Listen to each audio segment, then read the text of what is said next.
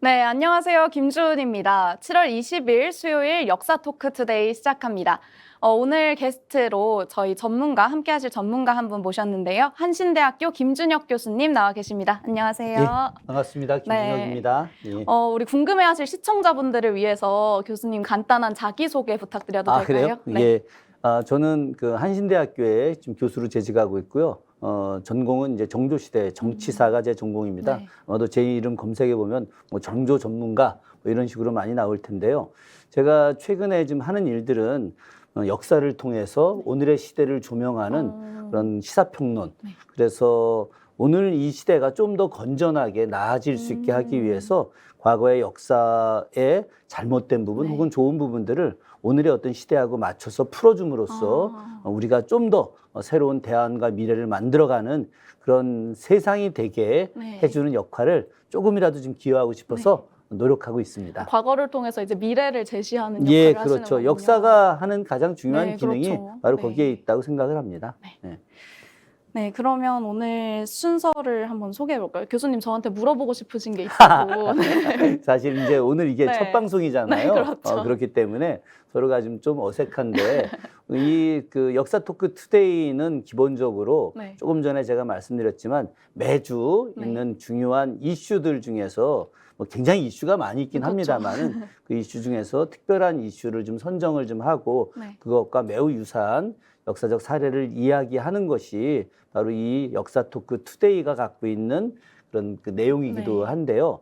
그래서 이제 여기서 오늘 이제 좀 주제를 좀 잡고 가는데 조금 이따 말씀 좀 드리겠습니다. 네. 그러면 우리 계획된 대로 이야기를 하면 자, 제가 좀 거꾸로 김주은 아나운서님께 질문을 좀 드릴게요. 현재 대한민국 언론에서 네. 가장 주목받는 여성이 네. 혹시 누구인지 혹시 언론에서 가장 주목받는 여성 하면 저는 딱 한 분이 생각나는 분이 있긴 하거든요. 근데 이게 예상이 맞을지는 모르겠네요. 네. 네. 어떤 분일까요? 저희 이제 대통령의 배우자신 김건희 여사가 떠오르거든요. 네. 네. 뭐 그건 대한민국 국민 모두가 아마 최소 2할 이상은 그렇죠. 대통령 영부인 김건희 여사를 떠올릴 거라고 생각을 합니다. 네. 최근에는 이제 그 김건희 여사가 어쨌든 지난주까지 언론에 굉장히 많이 오르내리다 좀 침잠하고 있긴 네. 합니다만은 최근에 이제 인사 문제 관련해서 네. 그 우상호 더불어민주당 비대위원장이 이제 그저께 발언하기를 김건희 여사가 대통령실 인사와 관련해서 깊게 개입돼 있다라고 많이 알려져 있다. 네, 그렇죠. 이런 이야기를 네. 했었지 않습니까? 다시 또 김건희 여사가 언론에 이제 소환되어져 나오고 네. 있는 이제 그런 상황이고요.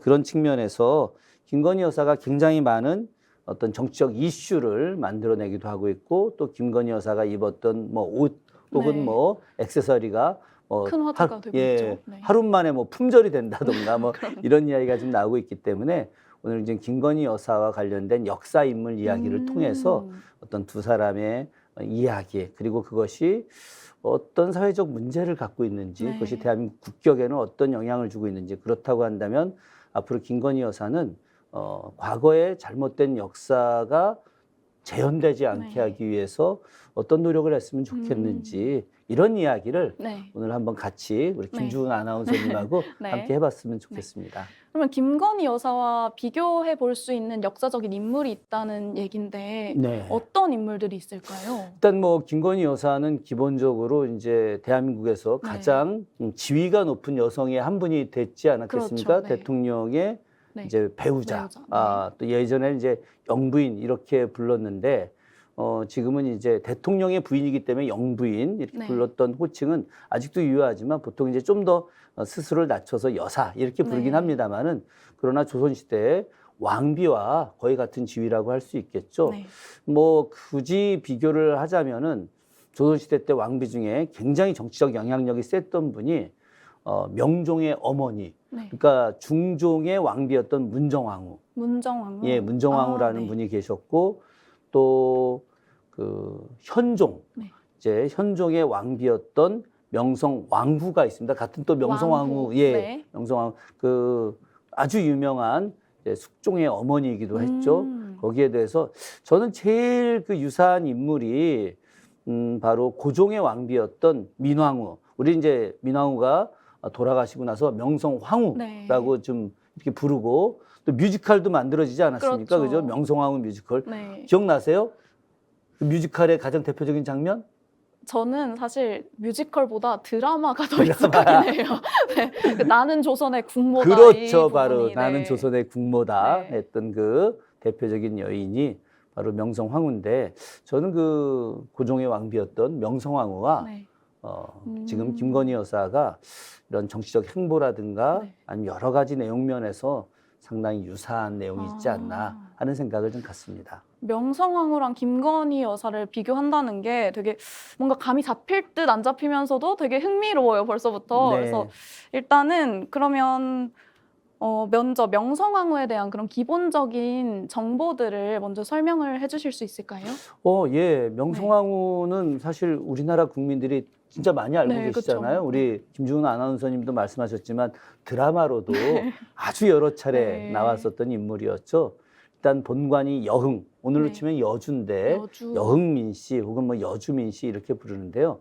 이 여흥민 씨가 그 이제 왕비를 네. 배출했던 집안이에요. 아. 태종의 왕비였던 원경왕후도 아. 여흥민 씨였고 네. 그 숙종의 왕비였던 그 유명한 인현왕후, 인현왕후. 아, 예, 네. 또 여흥민 씨, 다 이 집안입니다. 아, 같은 집안이었군요. 다 이 집안이고요.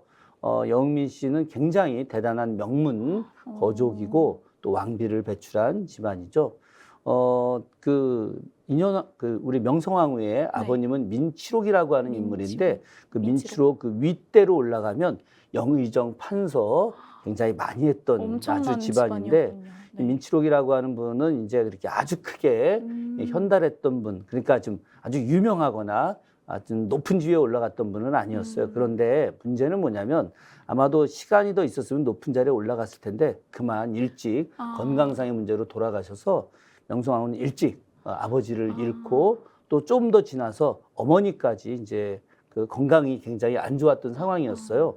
그런 과정에서 그 흥선대원군 네. 이제 그 서울에 자기 집에서 우리 흥선대원군 집이 이제 그 지금 창덕궁 앞에 있지 않습니까? 네, 본것 같아요, 지나가다가. 거기 그 근처에 감고당이라고 하는 네. 그런 저택이 있었는데 그 저택에 살고 있던 그런 어린 그런 그 민왕후를 잘 눈여겨 본 거예요. 야, 이거 참 똑똑하다. 거기에 더해서 그 아버지도 안 계시고 또 집안이 이제 좀 나름 몰락하는 상황이 됐기 때문에 네. 이 외척들이 별로 없을 것이다. 괜히 외척들이 막 친척들이 있으면은 그 사람들이 그렇죠. 또 정권의 핵심으로 들어서 막 좌지우지할지도 모르니까 그런 것도 없을 수 있고 해서 자기의 며느리로 삼게 됐고 그래서 16살에 이제 고종의 왕비가 되게 됩니다. 그 이후에 이제 명성황후가 왕비로서의 역할을 좀 처음에는 조용히 하다가 네. 나중에 이제 고종이 친정을 하게 되죠. 네. 아버지 흥선대원군이 정치를 좌지우지하니까 아버지를 좀 살짝 몰아내고 고종하고 명성황후가 직접 정치를 하게 됐다가 나중에 1895년에 일본군에 의해서 무참하게 살해를 당했던 비운의 왕비이기도 하죠. 명성황후가 확실히 이런 드라마틱한 삶 때문에 또 그런 대중들한테도 주목을 많이 받는데 그러면 가장 먼저 김건희 여사와 비교했을 때는 어떤 점에서부터 비교를 시작할 수 있을까요? 일단은 뭐 그 김건희 여사가 네. 그 최근에 이제 들어와서 논란이 되는 부분들이 김건희 여사의 이제 오빠 이야기 그 네, 많이 나오고 그렇죠. 있지 않습니까? 그래서 김건희 여사가 이제 그 대통령실 인사와 좀 네. 관여를 하고 있다. 조금 전에 말씀드렸지만 우상호 비대위원장이 네. 그런 이야기를 하지 않았겠습니까? 여기에 더해서 자기 오빠가 상당히 그 이제 대통령의 행동이라든가 말 또 뭐 관련된 일에 대해서 영향력을 좀 행사하고 있다. 뭐 이런 네, 이야기가 좀 그렇죠. 들리고 있는데 저는 이제 이 점을 갖다가 우리가 좀 살펴볼 필요가 있겠다. 명성황후가 처음에는 아까도 말했지만 그 아버지가 돌아가시고 어머니도 건강이 안 좋고 네. 또 뭐 천에 고아가 됐다 뭐 이런 이야기들 네. 많이 있지 않습니까?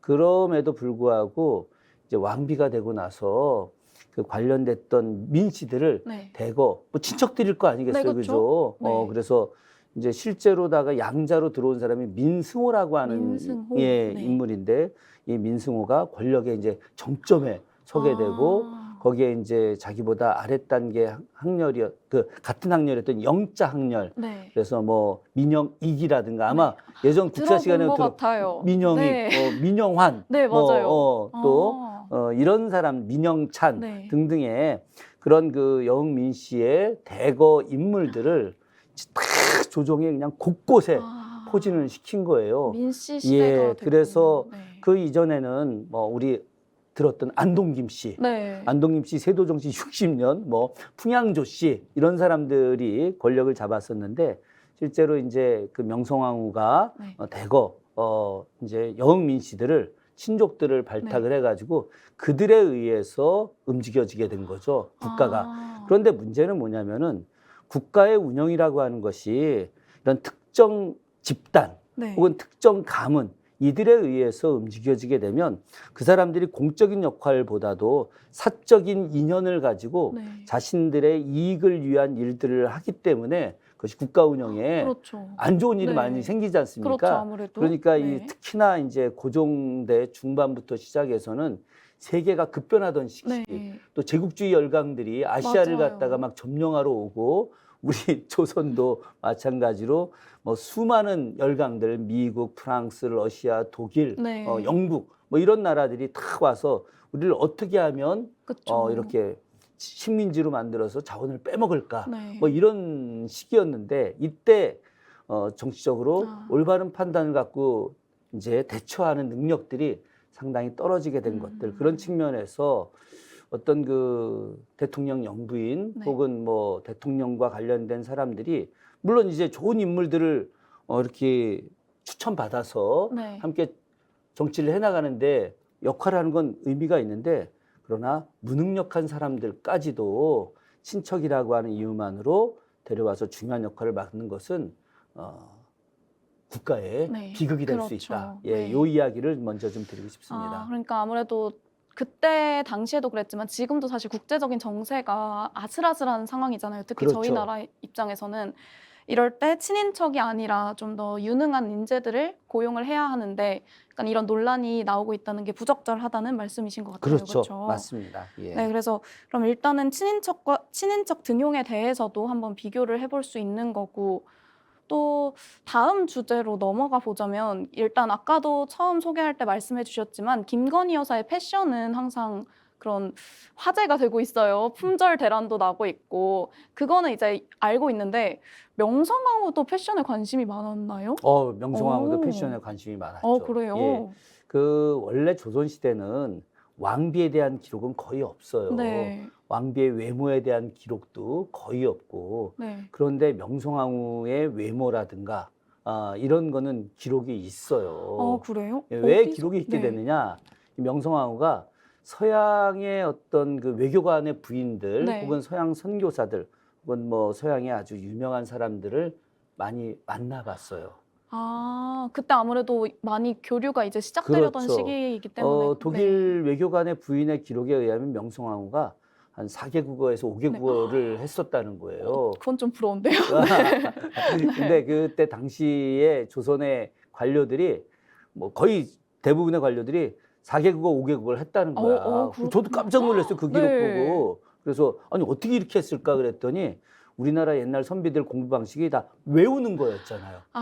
그냥 다 외우는 골방에 거. 이렇게 앉아가지고. 예, 그러니까 네. 그 언어도 역시 딱 들으면 다 외워버리는 거야. 외워서 보통 한 6개월이면 다 네. 마스터하는 뭐 이런 정도인데 네. 어쨌든 이 명성황후는 손탁이라고 하는 여인, 네, 뭐 손탁. 흔히 네. 우리나라 최초의 호텔을 손탁 호텔 뭐 이렇게 이야기하잖아요, 들어본 것 그죠? 같아요. 이 손탁이라는 분이 그 러시아 공사 네. 베베르라고 하는 사람의 이제 사촌 누나다라는 이야기가 있고 또 독일 여인이다 혹은 뭐 러시아 여인이다 뭐 이런 이야기가 있는데 실제로 이제 러시아 러시아. 여인인 건 사실입니다. 네. 근데 이 손탁이라는 사람이 아주 국제적 인물이었어요. 네. 그래서 손탁이 이제 당시 명성황후의 외교 고문 역할을 하게 됩니다. 네. 그래서 손탁 그 여사가 이제 언어도 가르치고 외국의 국제 정세도 가르치고 또 이제 서양 음식 먹는 방식들, 가령 네. 뭐 스테이크를 먹는다 그러면 나이프 쓰는 법과 포크 쓰는 법, 혹은 뭐 와인 마시는 법이라든가 이런 것들까지도 하나하나 이제 알려줬던 인물이었는데 네. 그 손탁 여사를 통해서 이제 많은 외국의 여인들이 네. 이제 만나게 됐죠. 그 중에 가장 대표적인 분이 영국의 왕립학회 회원이었던 이사벨라 비숍이라고 하는 여인이 비숍. 있어요. 예, 네. 비숍이라는 분이 이름이 익숙한데. 예, 네. 한국과 그 이웃 나라들이라고 하는 아. 책을 쓴 분인데 거기에 명성황후를 만난 이야기를 써놓습니다. 아주 지적인 얼굴, 아, 갸름한 지적인 얼굴, 네. 또 화장을 좀 진하게 했던 것 같아요. 아, 그러니까 그래요? 이렇게 좀 창백한 아. 얼굴, 그리고 패션이 굉장히 그 아주 아름답게 만들어진, 사실은 궁중 의상이라는 게 굉장히 좀 아름답지 네, 않습니까? 그쵸. 특히나 지금 이제 명성황후가 네. 입었던 대레복, 네. 이게 지금 국립고궁박물관에 네. 전시되어 있는데 정말 그 이 수놓은 것이 차원이 달라요. 정교하죠. 예, 네. 그런 측면에서 이제 명성황후가 이런 외모에도 좀 신경을 썼고 패션에도 상당히 그 신경을 많이 썼던 인물이었고, 그런 부분들이 이제 그 외교관들한테는 굉장히 네. 놀랍게 이제 다가서게 됐던 거죠. 그런데 이제 원래 그 조선이라고 하는 나라에서 네. 왕비의 역할은 굉장히 검소하고 그렇죠. 또 궁중 내부에서 하는 행사들을 준비하는, 네. 실제 왕비가 이제 종묘 대제 네. 혹은 사직 대제 이런 것과 관련해서 그런 음식을 준비하고 행사를 진행하는 네. 그런 역할에 상당한 기여를 하게 되어 있어요. 그게 네. 왕비의 역할이기도 하거든요. 네. 그리고 스스로가 늘 모범적으로 생활을 해야 돼. 그래서 이제 가급적이면 간소하고 검소하게 해야만이 뭐 상궁들이라든가 네. 혹은 궁녀들도 그렇게 따라할 네, 거 그쵸. 본이 돼야 아니겠습니까? 예. 되니까. 그러면 네. 자연스럽게 그 영의정의 부인이었던 뭐 정경 부인, 네. 뭐 이런 분들, 정경 부인, 정부인, 숙부인, 고위 관료들의 부인들도 역시 마찬가지로 왕비를 따라해서 네. 사치를 부리지 않고 검소한 모습을 네. 보여야 되는데, 그렇죠. 이 명성황후가 그냥 좀 사치하는 모습을 보이니까 네. 거기에 같이 따라하느냐고 고위 관료 부인들이라든가 네. 아니면 뭐 고급 상궁들 또 궁녀들 모두가 다 이런 사치하는 모습을 보이다 보니까 국가 재정이 그런 사치하는 비용으로 많이 나가게 돼서 굉장히 재정이 어려워지는 네. 그런 상황으로 이제 발전을 하게 되는 거죠. 네. 이런 면에서 저는 그 대통령의 영부인의 모습들이 네. 화려한 패션이 아니라 좀 소박하고 검소한 모습으로 보이면서 지금 또 경제도 굉장히 어려워지고 네, 그렇죠. 있으니까 이런 그 국민들과 함께 이런 앞으로 좀 더 재정을 아끼고 좀 이 재정을 갖고 국가의 경제 위기를 극복하는 모습을 보이는 것이 네. 훨씬 더 의미 있는 일이 그렇죠. 아니냐, 이런 그 행동을 보여주면 참 네. 좋을 것 같다는 생각을 갖습니다. 네, 그러면 이제 검소함을 통해서 이제 국민들한테 조금 더 뭐라고 할까요?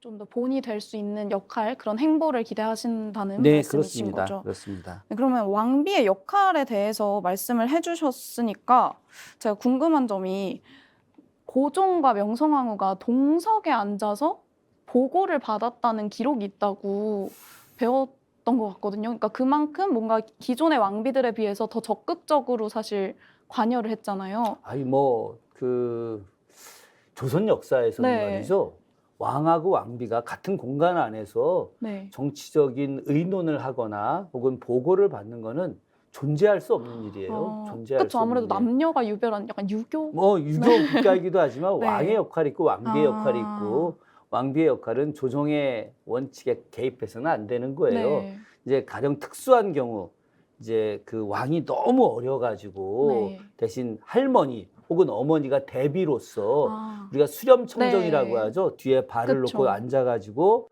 이제 그 정치를 대신하는 것 부분들. 네. 그런데 이제 왕이 보통 15살이 되게 되면 이제 그 대비가 그 역할을 이제 탁 멈추고 자기 전각으로 가서 더 이상 역할을 안 하는 이런 네. 내용들은 존재하지만, 그러나 왕이 멀쩡하게 보고를 네. 받는데 왕비가 같이 보고를 받는다?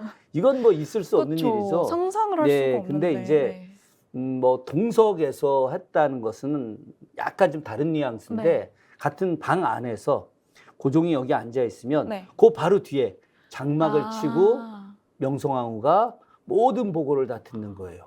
그러니까 한 강 안에서, 그러니까 네. 동석이라고 하면 이렇게 같이 나란히 앉는 네. 걸 말하잖아요. 나란히 앉는 걸 말하는데 앞에 고종이 앉아 있고 네. 그 뒤에 이렇게 커튼을 쳐놓고 신하들이랑 예, 직접 이런 대면을 커튼을 하지 딱 않고. 쳐놓고 네. 당시 커튼이 있었으니 커튼 네. 쳐놓고 뒤에 앉아서 모든 것들 이 커튼이 하늘하늘하면은 모든 게 다 보이잖아요. 네, 바깥에 그쵸. 그죠?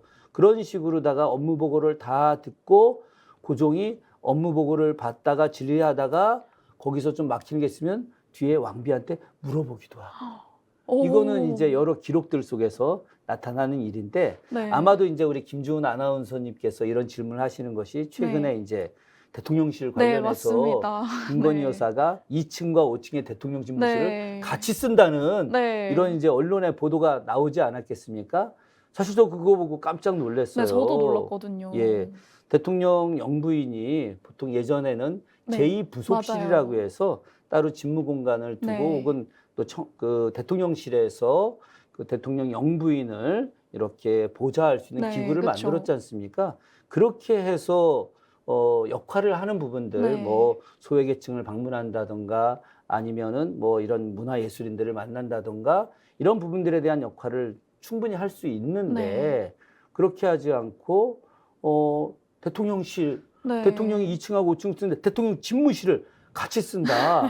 이거는 국민들한테 굉장한 오해를 살 수가 그쵸. 있어요. 실제로 뭐 영부인께서 대통령 집무실에서 뭐 업무 보고를 받는데 같이 하거나 그런 건 아닐 네, 텐데 네. 괜히 세간에 오해를 잘못된 살 수도 오해를 살 수 있으니. 있는데 네. 저는 명성황후 같은 경우는 네. 실제 한 공간 안에서 커튼을 치고 그 뒤에서 업무 보고를 받았던 네. 그러니까 대단한 여인이죠. 그런데 그렇죠. 그것이 결코 도움이 된 것일까? 네. 그때 당시에 이제 왕이 너무 네. 왕비한테 잡혀 있구나.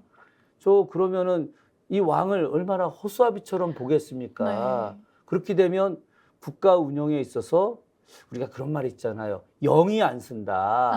그럼 관료들이 대통령에 대해서 네. 이렇게 존중하는 마음이라든가 아니면 대통령께서 해안을 갖고 국가 운영을 제대로 잘하고 있다라고 네. 하는 마음을 갖지 않고 네. 야 이거 보고를 갖다가 우리 영부인한테 해야 되는 거 아니야? 여사님한테 해야 되는 거 아니야? 네. 이렇게 되면 안 되잖아요. 그렇죠. 실제로 고종 시대가 굉장히 어려운 시기에 처하게 된 원인 중에 하나는 네. 바로 명성황후가 장막 뒤에서 관료들의 업무를 다 보고받았기 때문에 네. 그런 부분들이 신하들 입장에서는 왕보다 네. 왕비가 더 세구나. 그래서 그렇죠. 왕비한테도 잘해야 되겠구나. 제가 신하라도 그렇게 생각했을 것 그렇죠. 같아요. 네. 네, 그런 것이 역사가 굉장히 우리에게 주는 음. 교훈이에요. 네. 그런 측면에서 김건희 여사는 좀 더 네. 좀 자신의 행보에 대한 숙고를 네. 할 필요가 있을 거라고 생각을 합니다. 아무래도 왕과 왕비의 역할이 분리되어 있듯이 사실 지금도 대통령에 대한 기대와 대통령 부인 배우자에 대한 기대가 또 다른 것이 사실이니까 그런 점에 대해서는 불필요한 오해를 사면 안 되니까 또 주의를 했으면 하는 바람이 생기네요. 네. 예. 그리고 또 아까 재정에 대해서도 말씀해 주셨잖아요. 명성황후나 이런 고위 관료의 부인들이 사치를 부림으로써 이제 국가 재정이 조금 어려워졌다. 그런 점에 대해서는 혹시 뭐 어떻게 그 당시에는 그런 부족한 재정들을 채웠을까요? 사실 그 조선시대의 재정은 네. 기본적으로 백성들이 내는 세금에 의해서 그렇죠. 운영되는 거잖아요. 그 세금이라고 하는 것이 이제 요즘은 뭐 지방세도 있고 종합소득세도 있고 뭐 또 갑근세 뭐 이런 네. 거 있잖아요. 우리 아나운서님도 이 스픽스에서 방송하고 나서 네. 이렇게 이제 월급을 받게 그렇죠. 되면 거기에 세금을 떼고 네. 하지 않습니까? 조선시대 때는 이제 이런 지금 현대화된 세금 방식은 아니고 기본적으로 토지에 대해서 내는 세금, 자기가 토지가 있으면 토지에 대한 세금을 내죠. 네. 우리 지금도 마찬가지로. 네. 그리고 또 그 지역 특산물에 특산물. 대한 이제 세금을 내는 거죠. 네. 그것이 이제 특산물을 이제 가령 뭐 우리가 유명한 상주다. 상주하면 떠오르는 대표적인 특산물이 뭐가 있을까요? 사과? 곶감? 곶감, 네. 곶감. 예, 그러면 곶감을 갖다 바치는 거. 네. 이게 이제 세금이 아. 되는 거죠. 오, 예. 네. 그러면 뭐 강화도다 그러면 화문석. 예, 이런 식으로 또 뭐 진천이다 그러면 복숭아. 뭐 네. 이렇게 있지 네. 않겠습니까? 이제 이런 게 이제 세금인 것이고 거기에 대해서 이제 16세부터 60세까지 양인들이 군역의 의무가 있어요. 네. 예, 들어본 것 예, 같습니다. 그러면 이제 군대를 좀 안 가고 농사 져야 되겠다. 그러면 네. 1년에 뭐 군포, 배를 갖다 이렇게 정해진 양을 이제 이렇게 대신 내는 것들 이게 이제 세금이 되는 거죠. 이렇게 세금을 모아서 국가 운영을 해 나가는 거예요. 네. 그래서 화폐도 실제로다가 이제 동전이 나오기 네. 전까지는 그 이제 면포 그래서 뭐 비단이라든가 아니면 뭐 면화라든가 네. 삼배 이런 것들과 쌀 네. 예, 이게 화폐인 거죠. 그래서 야, 저 집 쌀 20가마 그럼 20가마 갖다 주는 거예요. 지금처럼 막 그 네. 저 인터넷 뱅킹에 갖다 네. 딱 주는 거 이런 게 아니고 그런데 이런 재정이 네. 올바르게 되려면 네. 세금을 잘 내야 되고 그쵸. 세금을 잘 부과하고 네. 또 농사도 잘 지어져야 될 거 아니겠습니까? 그런데 그 시절에 국가가 수령들이 네. 백성들을 갖다가 착취하거나 네. 자기들 이익을 얻기 위해서 과도하게 세금을 부과하거나 네. 이런 일들이 비일비재하게 그쵸. 벌어졌었잖아요. 네. 국사 시간에 뭐 배웠지만 맞아요. 백골징포 막 죽은 사람한테도 막 세금 맞아요. 부과하고 네. 황구첨정이라고 갓 태어난 아이한테도 막 세금 부과하고 네. 이런 일들이 막 비일비재하게 벌어지다 보니까 결국은 백성들이 도망을 가 세금을 안 내고 그래서 국가 재정은 더욱더 네, 어려워지게 낼 되는 사람이 상황이죠. 없어지는 거니까요. 맞아요. 네. 낼 사람이 없어지니까 사람은 있는데 도망을 가서 아이고. 세금을 낼 사람들이 없어지는 네. 거야. 그러다 보니까 국가 재정이 어려워. 고종하고 명성황후가 이때 네. 굉장히 나쁜 행동을 했어요. 어떤 행동이죠? 어떤 행동을 했느냐? 이 사람들이 자기들이 갖고 네. 있는 재산들, 왕실은 왕실 재산이 또 따로 네. 있어요. 이 왕실에서 얻은 재산이 또 땅이 있으면 거기서 또 그 받을 거 아닙니까? 토지에 대한 이용료를. 네. 근데 그건 다 왕실 거예요. 왕실이 그러면 국가 재정이 어려우면 자기들이 이익금을 자 이걸 나라를 위해서 그렇죠. 써라라고 줘야 정상인 네, 거죠. 그래야 그렇게 왕의 역할이죠. 백성을 그렇지. 보살피는 그런데 게. 이 네. 두 사람이 네. 그렇게 하지 않았어요. 이거를 고리대금업이라고 들어봤어요? 막 네, 이자로 이익을 얻는 거잖아요. 이자가 막 어마어마하게 불어나는 네. 거. 가령 막 그 100만 원을 줬다. 네. 그럼 이자가 1, 2만 원이 아니라 네. 막 50만 원 막 그쵸, 이렇게 네. 될 수 있게 30만 원, 50만 원. 네. 이게 이제 고리대금업이라고 하는 건데 네. 그걸 왕하고 왕이랑- 왕비가 조정에다가 어머. 고리로 자기들의 재산을 빌려주는 거야. 아이고. 약간 장사를 하는 장사를 거네요. 한 거죠, 장사를. 나쁜 악질 금융업을 네. 한 거야, 왕하고 왕비가. 그래서 그 다음에 이제 세금이 이제 연말이면 또 딱 네. 걷어들여서 옛날에도 마찬가지로 호조에서 오늘날 기획재정부가 전체 예산을 편성하듯이 네. 조선시대 때도 호조에서 전체 예산을 편성을 해요. 네. 세금이 딱 들어오죠. 그러면 작년에 빌린 왕한테 빌린 거 갚아야 돼요, 안 갚아야 돼요? 갚아야죠. 갚아야 되죠. 네. 그럼 그걸 고리를 엄청 이자를 엄청 쳐갖고 갚는 거야. 그럼 왕하고 왕비는 어때요? 또 돈을 엄청 불리는 거죠. 네. 그러다가 또 좀 여름 지나고 나서 돈이 없어. 네. 나라가. 그러면 다시 또 왕하고 왕비가 빌려주고. 또 고리를 빌려주고. 사실 제가 와. 지금 이게 웃으면서 네. 이야기하지만 엄청 웃으면서 심각한 이야기할 일이죠. 내용이 아닌 거예요. 네. 저는 왕하고 왕비가 재정 문제가 투명해야 된다. 네. 자신들의 어떤 사적 이익을 얻는 일을 해서는 안 된다. 네. 어차피 왕이 사실 모든 게 다 왕의 거다라고 하는 인식이 있었던 거 아니겠습니까? 그렇죠. 대통령도 사실은 대통령의 월급도 많고 네.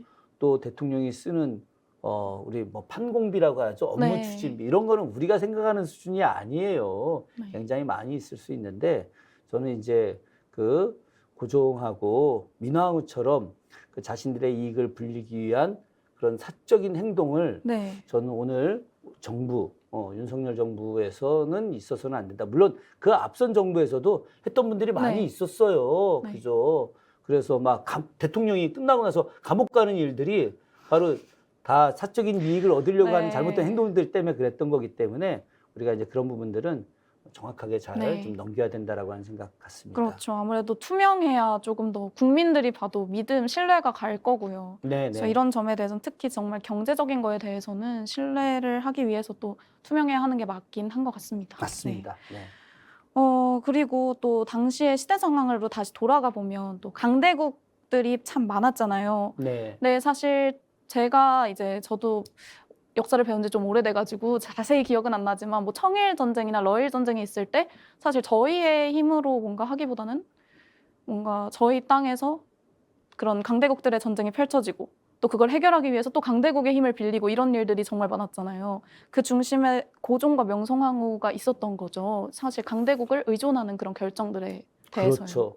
아니 네. 근데 역사 공부한 지 오래됐다면서 어떻게 네. 이렇게 잘 알고 있어요? 아, 제가 역사를 좋아해가지고. 천재인가 봐. 그런가요? 인정을 받았네요. 네. 예. 저는 고종황후, 명성황후가 네. 가장 큰 문제는 강대국 의존주의가 너무 컸다는 거예요. 네. 최근에 이제 뭐 다음에 한번 우리 스픽스 역사 토크 투데이에서 네. 그 조선시대 때 강대국 의존주의 또 네. 한미 관계 이런 거에 대한 이야기를 할 생각인데 네. 고종황후, 명성황후는 이 청나라에 대한 의존도가 굉장히 컸어요. 청나라. 예. 네. 당시에는 뭐 청나라가 상국이었지 않습니까? 그렇죠. 우리가 조선이 청나라의 이제 제후국이었었던 네. 거죠. 그런 측면에서 청나라에 대한 의존도가 굉장히 컸었고 뭐든지 청나라의 의견을 따라하려고 하는 그런 모습들이 많았죠. 실제로다가 너무나 슬픈 일이 네. 어떤 일이 있었냐면은 1894년 동학농민전쟁이 네. 있었을 때 동학 농민군들이 네. 전주성까지 점령을 좀 하지 않았겠습니까? 네. 그래서 그 유명한 전주 화약이라고 하는 것들 만들었죠. 그 부정부패자들 처단한다. 네. 또 이제 농민군에 대한 지위를 높인다. 또 여성들에 대한 차별을 없앤다. 네, 정말 그쵸. 대단히 놀라운 것이고 진보적인 예, 거죠. 그로 네. 인해서 오늘날 지방자치의 모델 같은 이런 그 집강소 제도도 네. 만들어내고 이런 부분들이었는데 아니 그 농민군들이 관군을 이겨서 네. 백성을 중심으로 하는 새로운 나라 만들겠다고 했을 때 네. 그때 농민군들이 왕의 존재까지 부정하지는 않았었어요. 네. 당시에 동학농민군 대장이었던 전봉준이 네. 왕의 존재를 부정하지 않고 왕조 체제하에서 개혁을 이루려고 했었거든요. 네. 물론 김계남은 좀 다른 사람 생각을 갖고 있었지만 근데 그때 고종황하고 명성황후가 청나라에다가 요청을 했어요. 빨리 청나라 물리쳐서. 군대를 네. 이렇게 보내서 우리 동학군들을 괴멸시켜달라고. 그 백성들인데요. 그렇죠. 자기 백성들을 물리쳐달라고 이제 외국의 세력을. 그렇죠. 아이고. 바로 정확하게. 아. 그렇기 때문에 청나라 군대가 왔잖아요.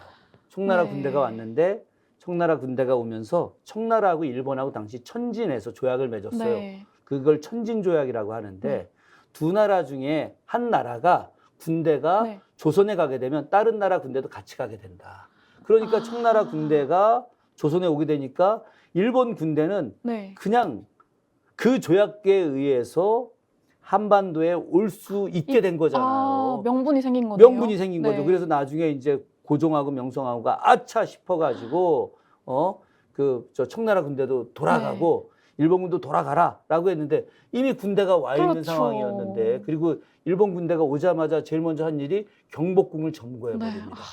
그렇게 해서 고종황후, 명성황후가 일본의 입김에 의해서 움직여지는 그런 안타까운 상황이 되게 되는 것이죠. 그러니까 너무나 강대국 의존주의. 물론 네. 이제 그 뒤에 명성황후가 강대국에 대한 의존을 하다가 네. 이거는 안 되겠다. 네. 이러다간 일본에 의해서 잡아먹히겠다라고 하는 생각을 뒤늦게 하게 되는 네. 거예요. 그래서 그때 인하거일 정책이라고 해서 네. 러시아를 끌어들이게 됩니다. 러시아를 끌어들여서 일본을 막아내겠다라고 하는 이의제의 전법, 오랑캐를 끌어들여서 오랑캐를 막겠다라고 하는 거였는데 네. 그건 이미 너무 늦은 때였어요. 그렇죠. 너무 네. 잘못된 강대국 의존주의. 지금 우리가 실용적 외교 해야 네. 된다라고 하는데 실용적 외교가 아니라 너무 철저하게 미국 네. 중심의 이야기. 그런 것 또 같아요. 경제도 미국에 예속되고 네. 지금 미국 입장을 너무 따르다 보면 우리가 지금 중국에 수출하는 게 얼마나 많아요. 네. 반도체 수출도 엄청나죠. 자동차 수출도 엄청나죠. 네. 또 중국으로부터 아주 싸게 수입하는 것들도 굉장히 많이 있는데 네.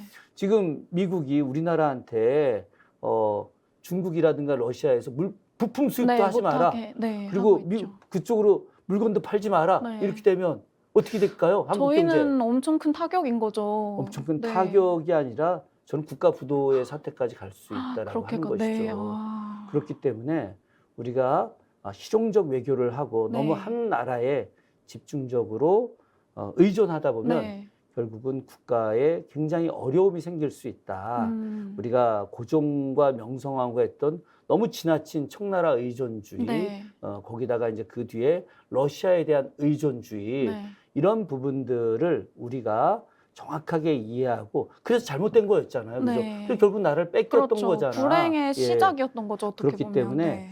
저는 이 윤석열 정부가 그렇게 해서는 안 된다. 네. 이제 너무나 지나친 대미 의존주의 벗어던지고 네. 최소 문재인 정부가 했었던 네. 그런 실용적 한미 관계를 만들어야 된다.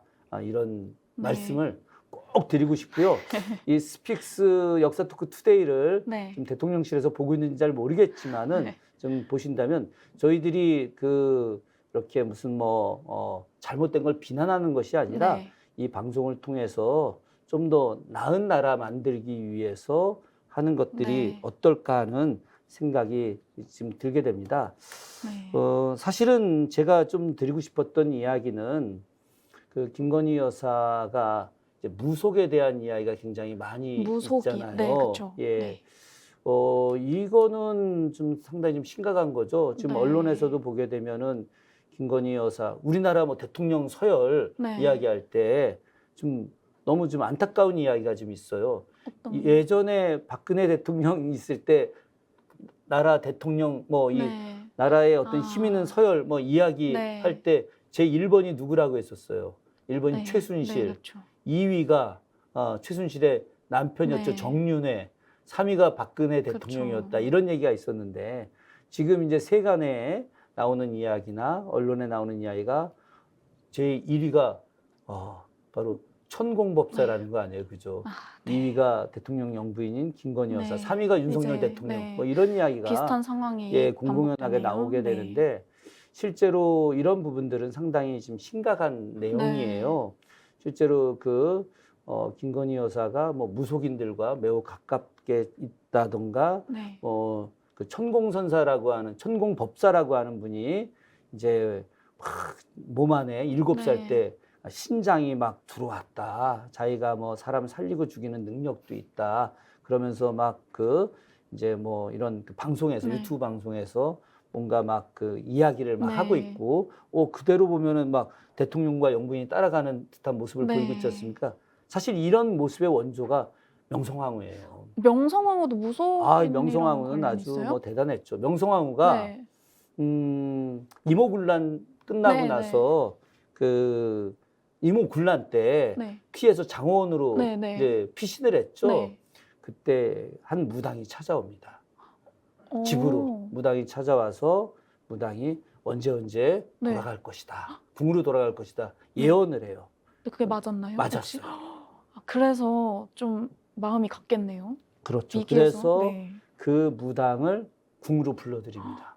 궁으로 오. 불러들여서 그 무당을 네. 아예 영의정, 좌의정, 우의정들이나 받는 그 군호라는 걸 받아요. 무당이 군호를요? 예, 그래서 요즘으로 치면 훈장 같은 거 이상 가는 엄청 그런 파격적인 거죠. 네. 그래서 진령군이라고 하는 진령군. 예, 진령군. 네. 참진짜 신령령자 참다운 신령이다라고 하는 거죠. 그래서 이 사람이 엄청난 정치적인 역할을 하는 거예요. 네. 그래서 왕비하고 특수관계잖아요. 네, 그렇죠. 예, 왕비하고 특수관계고 왕비가 이 진령군한테 아들의 건강을 위한 구슬을 해달라고 하기도 하고 일설에 의하면 사실은 아닌데 네. 전혀 역사적 사실은 아닌데 당시 백성들은 그렇게 믿었어요. 어떤. 금강산에 가면은 1만 2천 봉이 있잖아요. 네. 그 진령군이 명성황후한테 순종, 이제 네. 왕세자죠. 네. 왕세자의 건강을 위해서 1만 2천 봉 봉우리 끝에 맨 위에다가 네. 쌀을 한 가마씩 올려놓고 큰 제사를 지내면 그 조선이란 나라도 잘 되고 또 왕도 건강해질 것이다.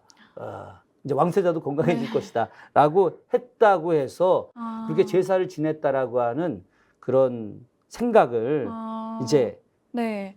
백성들이 가진 거예요. 그렇죠. 백성들이 그렇게 가질 정도면 진짜 그 정말 실세였던 거잖아요. 그 진령군이라는 무속 그럼요. 무당이. 그러니까 네. 모든 신하들이 누구를 찾아가겠습니까? 또 그쪽을 찾아가겠죠. 진령군을 찾아가게 되죠. 진령군을 찾아가서 진령군한테 인사청탁을 부탁을 하게 되는 거죠. 그러다 보니까 또 그 남자 박수무당이 네. 또 진령군을 찾아가서 이제 모자 관계를 아이고. 맺는 거야. 어머니와 아들 관계를 입양을, 맺고 아이고. 그렇죠. 스스로가 이제 어머, 입양을, 찾아가서 절 입양을 입양해 하고, 주세요라고 한 거네요. 그러면서 이제 그 두 모자가 네. 무속인들이 나라의 기강을 흔들고 그리고 백성들을 힘들게 하고 매관매직을 하고 이런 일들이 이제 벌어지게 된 거예요. 이러다 보니까 자연스럽게 왕과 왕비한테 네. 화살이 돌아가는 거야. 그렇죠. 그럴 수밖에 없을 것 같아요. 백성들 입장에서는 충격적인 거야. 네. 왜 충격적이냐? 이거 일반 저 잘못된 무당이 국가 권력을 갖다가 휘두르는데 역할을 하고 있다. 네. 거기에 더해서 당시 고종왕후, 명성황후가 조선 역사에서 있을 수 없는 일들을 했거든요. 네. 그게 어떤 뭐냐? 일이죠? 네. 관직을 팔았어. 매관매직. 매관매직을 네. 한 거야. 매관매직을 왜 하게 됐느냐? 이 두 사람이 너무 파티를 좋아했어요. 파티를요? 술 마시는 걸 너무 아이고. 좋아했어. 그래서 아, 당시 고종이 네. 보통 이제 오후에 일어나요. 네. 명성황후는 조금 더 일찍 일어납니다. 명성황후는 이제 그 충격을 사실은 많이 받은 사건들, 이모군란 이후부터 시작해서 혹은 뭐 그 이전에도 여러 가지 안 좋은 사건으로 네. 인해서 밤새 잠을 못 자고 네. 그리고 나서 늦게 새벽에 잠을 자고 이제 뭐 한 12시쯤 일어나서 그때 식사를 하고 고종 같은 경우는 밤새 파티를 하다가 이제 한 오후쯤 일어나고 이러다 보니까 너무 흥청망청 돈을 많이 쓰게 되고 네. 그러면서 그냥 계속해서 뭐 진귀한 고기, 네. 뭐 물품, 서양에서 또 갖고 온 술, 뭐 이런 것들 갖고 자, 뭐 그냥 회식을 많이 하다 보니까 네. 돈이 부족하게 됐고 그러다 보니까 돈을 벌기 위해서 아까 고리된 네, 것 계속 악순환의 것만이 반복인 아니라 거네요. 관직도 파는 아. 거예요. 실제로 조선 역사에서 관직을 파는 사람이 고종이에요. 아. 그래서 그런 부분들이 매천야록에 아주 자세하게 실려 있기도 하죠. 이게 정말 백성들 입장에서는 원망을 안 할래야 안 할 수가 없을 것 같아요. 정말 이렇게 뭔가 겹쳐지는 부분들이 이렇게 많은 만큼 조금 이걸 통해서 우리 김건희 여사와 대통령께서 좀 보신다면, 이 방송을 보신다면 조금 참고해서 이런 국민들의 심정을 조금 헤아려 주시면 좋지 않을까 생각이 드네요. 오늘 역사토크 투데이 첫 방송 김건희 여사와 명성황후에 대해서 들어봤는데요. 이제 다음 시간엔 또 어떤 인물들에 대해 비교를 할 수 있을지, 어떻게 또 과거를 통해서 현재, 미래를 볼 수 있을지 정말 기대가 되는데요. 네, 오늘 지금까지 한신대학교 김준혁 교수님의 설명 잘 들었고요. 오늘 정말 감사합니다. 유익한 시간이었던 것 같아요. 예, 네, 하여튼 감사합니다. 오늘 첫 방송인데도 네. 우리 김준 아나운서님 정말 사회 잘 봐주시고 감사합니다. 분위기를 잘 끌어주셔서 제가 감사드리고요. 칭찬을 받고 있네요. 네. 뭐 저희도 오늘 첫 방송이긴 합니다만은 네. 앞으로 좀 더 모니터하고 의견도 좀 네. 듣고 해서 좀 더 좋은 방송 만들기 위해서 네. 잘 준비하도록 하겠습니다. 저희는 그러면 다음 주 수요일에 다시 찾아오겠습니다. 시청해주신 여러분 감사합니다.